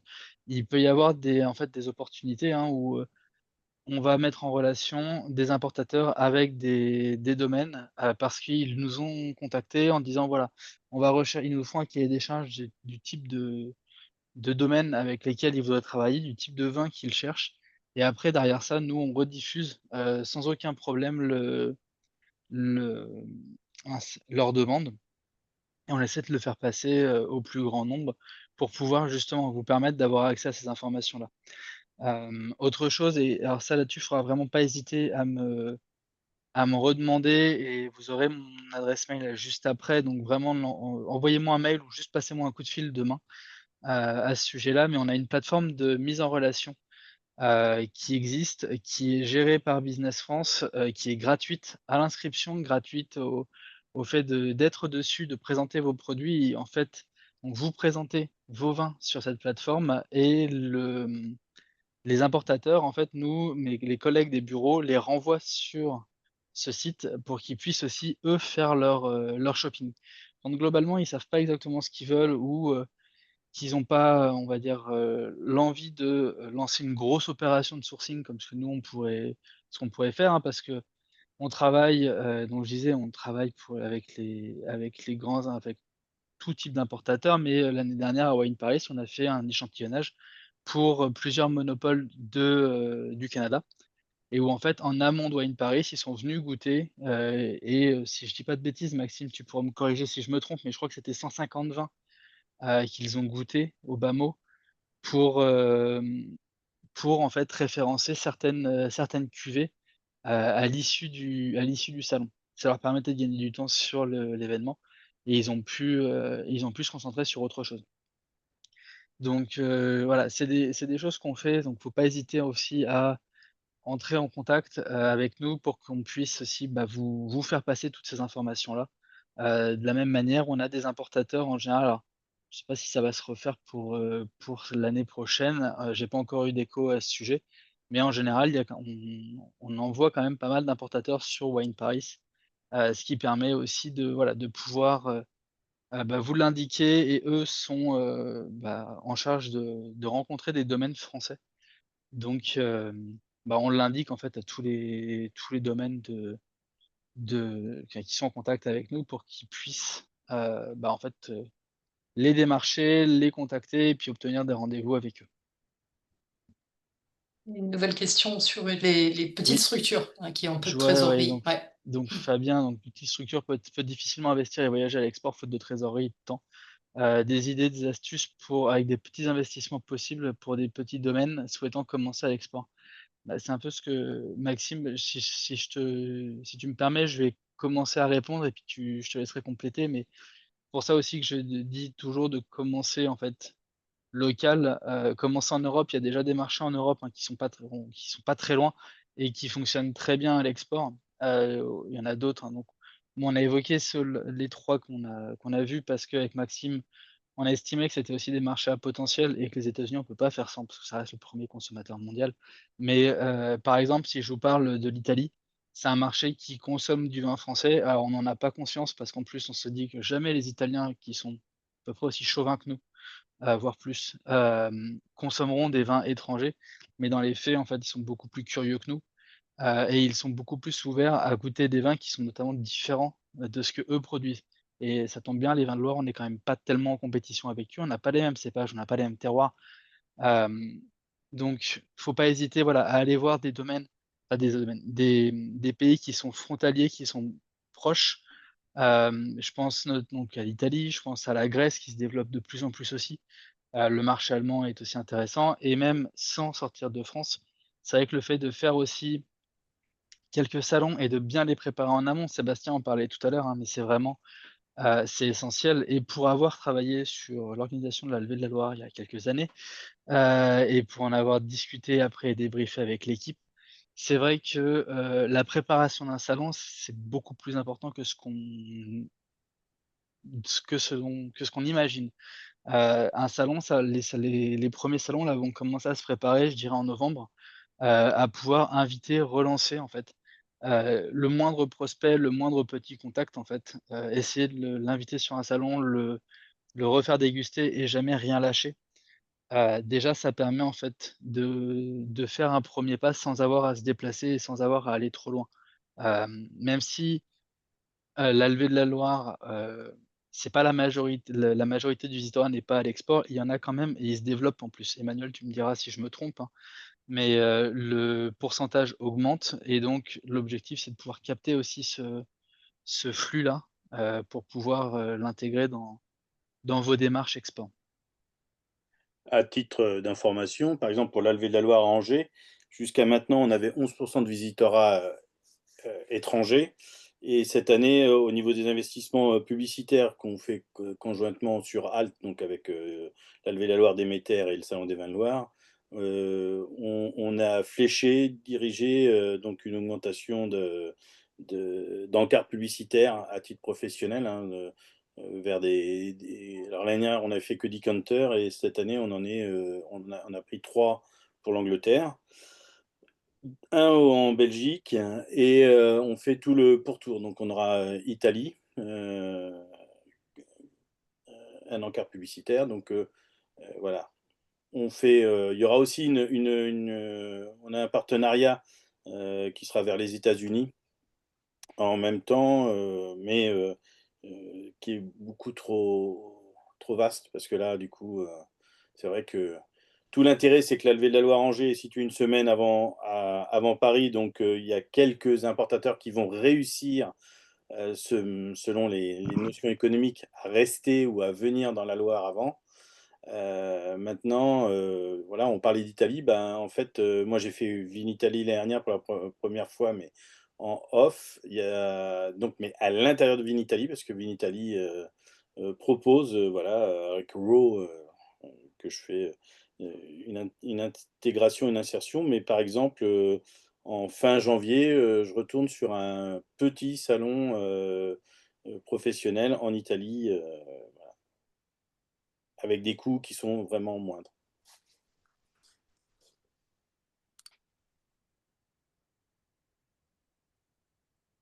Est-ce que Adrien, tu voulais compléter les apports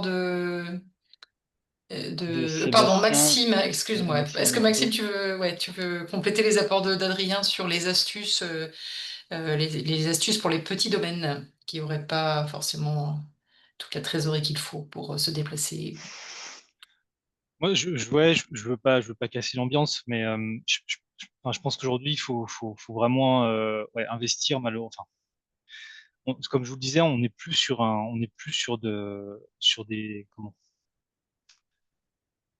Aujourd'hui, on n'est plus sur des marchés de demande, en fait. On est vraiment sur des marchés, sur des marchés, enfin, d'offres. C'est vraiment à vous d'aller présenter. Et je pense que voilà, si vous visez des pays comme les États, enfin, les pays grand export, il y a un coût associé au voyage qui est beaucoup plus grand que le coût associé dans l'Union européenne, également au niveau administratif, au niveau de la collecte justement de la trésorerie, puisque vous allez être sur des temps plus longs lorsque vous êtes sur le grand export.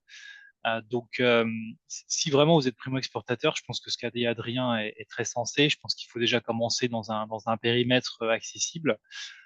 Après, néanmoins, je pense que vous pouvez commencer à démarcher et vous pouvez commencer à démarcher, par exemple, via ce que je disais, LinkedIn, commencer peut-être aussi à développer ou à proposer, comme je vous disais, si jamais votre produit est très bon, qui peut obtenir une belle note, ça peut être pour vous aussi un moyen de déclencher des ventes. Donc, vous n'êtes pas forcément obligé d'aller sur le marché dans un premier temps. Vous pouvez entrer par d'autres portes. Les aides type Viti-Promotion de France Agrimaire sont-elles accessibles pour nous? Oui, elles sont accessibles à partir de 10 000 euros ou trop complexes administrativement. Ça, elles le sont. Mais en tout cas, elles sont accessibles. Ça prend du temps, le France Agrimaire. Mais ceci dit, si vous investissez une belle somme, enfin une belle somme, il existe des cabinets qui vous accompagnent pour mettre en place votre dossier et le faire réceptionner par France Agrimaire. Potentiellement, nous aussi, et je sais que c'est une offre qu'un collègue a commencé à mettre en place.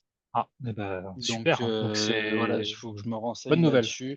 Ça fait partie Et des qui choses se que monte à combien? potentiellement pourrait. Je ne sais pas. Justement, ça fait partie des points que je dois auxquels je dois me renseigner. Après, ce qu'il faut vous dire, c'est que ça fait 50% de réduction, quoi. 18 mois après. Il n'y a plus d'avance de trésorerie comme il Et faisait à une époque, c'est terminé. donc, Il y a sur toujours 10 l'assurance 000, 10 prospection. 000 d'investissement aujourd'hui, tu es en train de nous dire que, si tu veux, c'est le problème entre le relationnel et économique aujourd'hui. Là, on te parle de petites, je pense que Fabien parlait de petites structures. Je ne suis pas sûr qu'une petite structure qui fasse moins de 300 000 ou 1,5 million de chiffre d'affaires ait les moyens d'aller sur 3 pays à 10 000 balles par pays. Mhm. En fait, c'est toute la relation qu'on peut avoir, et c'est pas une critique envers les uns ou les autres, hein, mais c'est toute la relation qu'on peut avoir à l'économie. Et c'est donc ça, les deux points. C'est Ouais, toujours en d'accord. tangente, hein. Moi, je voyage beaucoup et j'ai un gros carnet d'investissement et un portfolio de voyage qui est énorme, qui est au-delà des 10 000 euros par an. Enfin, je crois que sur le dernier exercice, on est entre 27 et 35 000 euros d'investissement pour faire ça, parce que nous, on donne nos chiffres, pour 800 000 euros de chiffre d'affaires. Ouais, non, c'est énorme. Bah, ce qui est énorme, voilà, c'est qu'on est entre 6 et 8%. Mais j'ai pas baissé mon chiffre d'affaires annuel. Et donc, c'est un maintien, hein. C'est comme on disait tout à l'heure, le partage des marges pour les États-Unis. Les marges Exact. à 15, enfin, je suppose qu'il y a d'autres vignerons qui le diront. Des marges à 15, on a fait 7,5 et 7,5, hein, le distributeur et le vigneron. Sauf que Mm. moi, à New York, j'y étais entre le 5 et le 12 août, le jour où c'est sorti. Le verre de vin est rendu à New York au restaurant à 18 $. Ouais. Les types, sans les taxes, ce qui te fait 22 $. Et 22 $, c'est 19 euros avec le taux de change actuel. Sauf que sur une moyenne de vente où on est entre, allez, 4,80 ou 6,50 maxi sur des prix d'entrée de gamme, on est d'accord que c'est pas les mêmes structures qui font l'argent. Au moins le bénéfice, on va dire ça comme ça. On est d'accord. Parce que là, la question de Fabien, c'est Viti Promotion, France Agrimaire, etc. Il y a combien, moi je ne visualise pas parce que je ne m'en sers pas, donc là-dessus je suis vraiment ignare. Il y a combien de propositions de type d'encadrement ou de type d'aide qui sont proposées? Vous avez une idée, vous pouvez nous répondre? Je comprends Glo- pas, c'est-à-dire. Globalement, je pense Là, que il y ça a comprend marqué Viti la. Promotion de France Agrimaire. Les aides type Viti Promotion de France Agrimaire. Je C'est Alors, pense que je juste le comprends. développement export ou c'est un développement, un dossier par pays ou c'est... alors ça dépend. Soit vous, alors déjà c'est tout ce qui est grand export, donc c'est-à-dire pays tiers. Donc par exemple l'Europe, c'est pas des pays tiers, sauf l'Angleterre. Enfin, l'Angleterre s'est barrée, donc vous pouvez.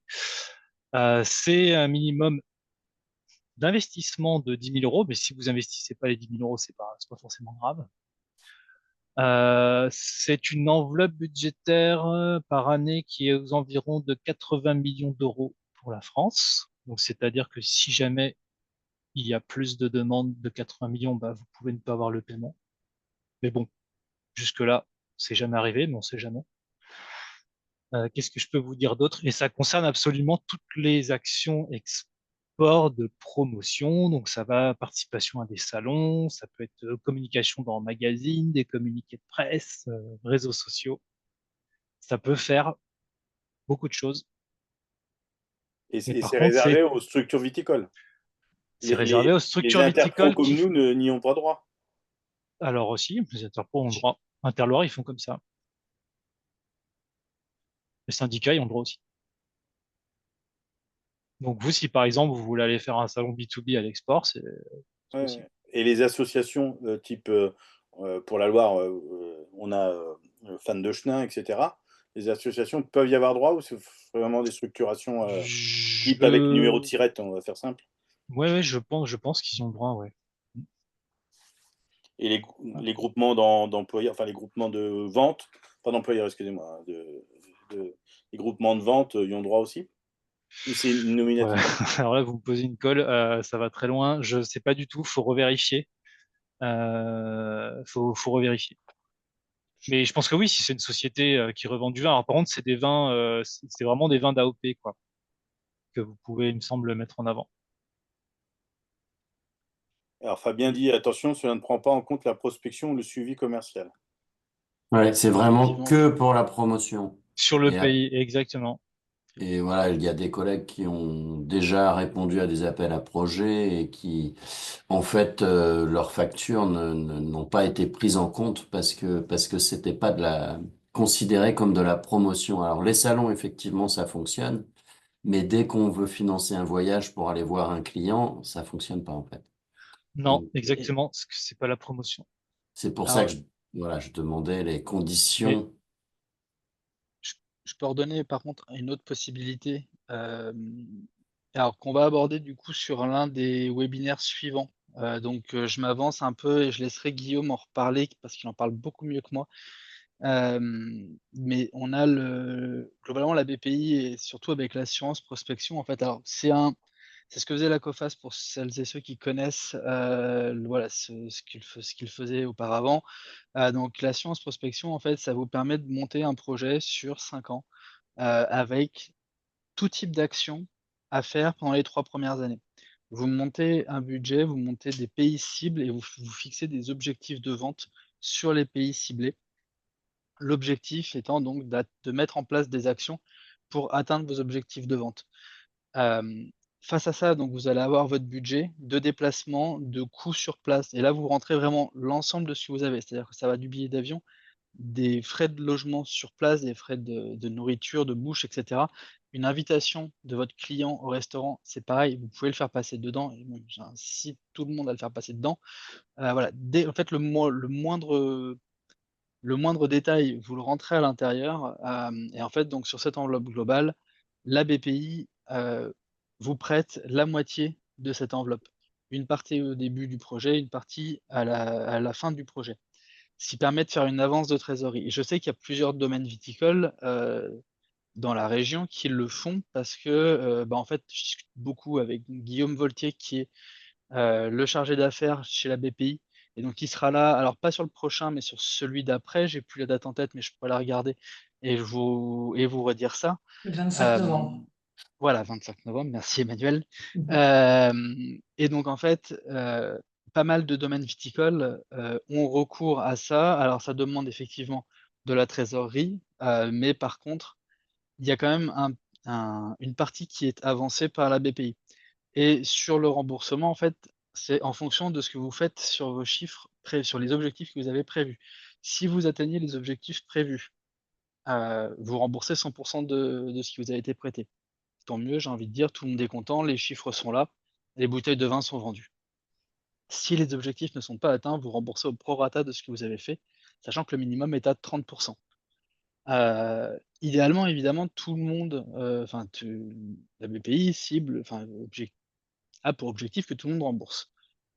Mais ça arrive que ce soit pas possible, ça arrive que juste le développement export prenne plus de temps, hem et donc en fait, ça permet quand même d'amortir et le retour sur enfin l'enveloppe qui vous sera donnée à la fin et là-dessus, je laisserai Guillaume confirmer ce que je dis pour être sûr que je ne raconte pas de bêtises. Heu, il vous sera quand même remis, peu importe les objectifs que vous avez, enfin peu importe votre atteinte des objectifs. Ce qu'on vous demande juste, c'est d'effectuer une opération sur les pays où vous êtes ciblés et sur les pays à cibler, en général, ce qui se passe, c'est qu'il y a pas mal de domaines qui le font et où on travaille ensemble en amont pour regarder quelle zone et on se cible une zone. Ça vous permet de faire des déplacements mutualisés. Admettons, on parle d'Europe du Nord, bah, vous pouvez mettre Norvège, Suède, Finlande. Une fois que vous êtes rendu en Suède, c'est pas trop cher de vous rendre après en Norvège et en Finlande et après de reprendre l'avion retour depuis la Suède. Il y a des moyens en fait de pouvoir mutualiser ça et de pouvoir, bah, vous aider sur ce développement-là. C'est aussi dans ce cadre-là que je peux intervenir, que j'accompagne les domaines et vraiment où on essaie de voir comment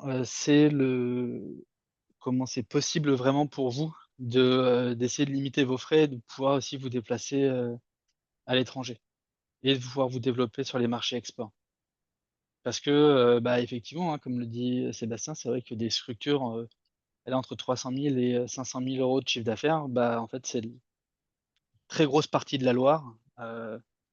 Et donc je suis bien placé pour connaître ça, et ayant en plus grandi pas loin d'une structure en particulier. Donc je vois très bien la réalité terrain.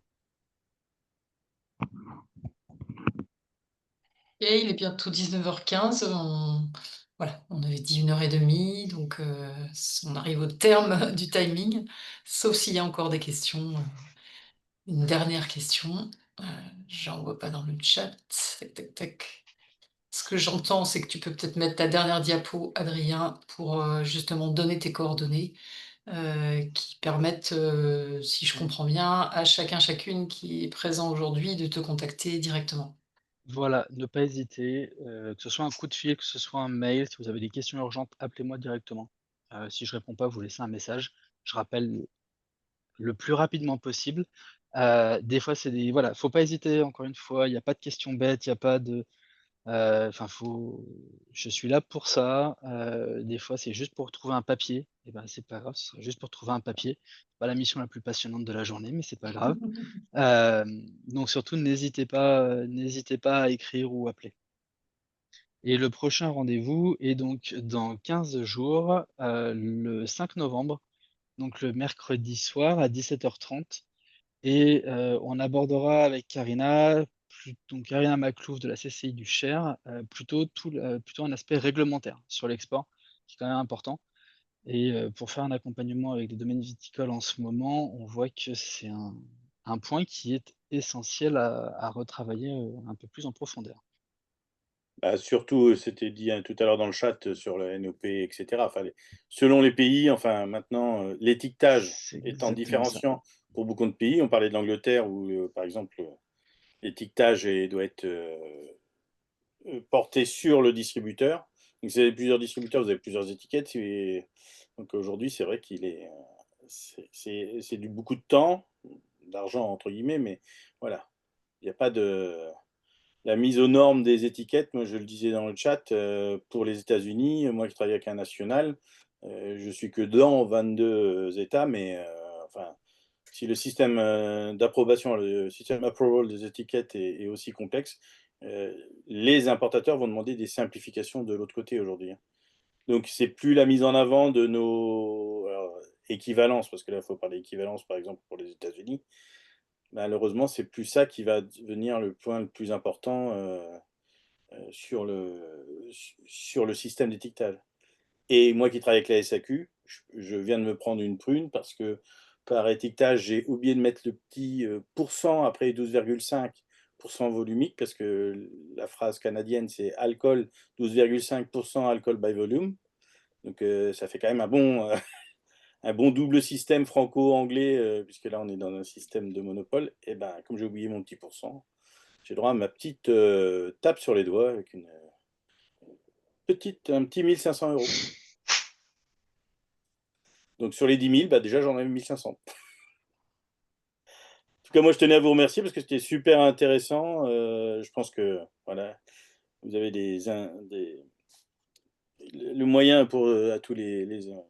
On a des intervenants là, que ce soit Adrien que je connais bien, mais aussi Maxime. Je pense que voilà, toute la team Business France, c'est vraiment là pour le développement de nos structures viticoles. Un grand merci à tout le monde, à Adrien et à Maxime, et à vous les participants Merci. et participantes. Et à bientôt, le 5 novembre, si ça vous intéresse, pour le 2e webinaire. Qui sera toujours en partenariat avec la région Centre-Val de Loire, qui est une région Exactement. dynamique. À très bientôt à tous. Merci beaucoup. Merci Bonne soirée, au beaucoup. revoir. Bonne soirée, à bientôt. Au revoir.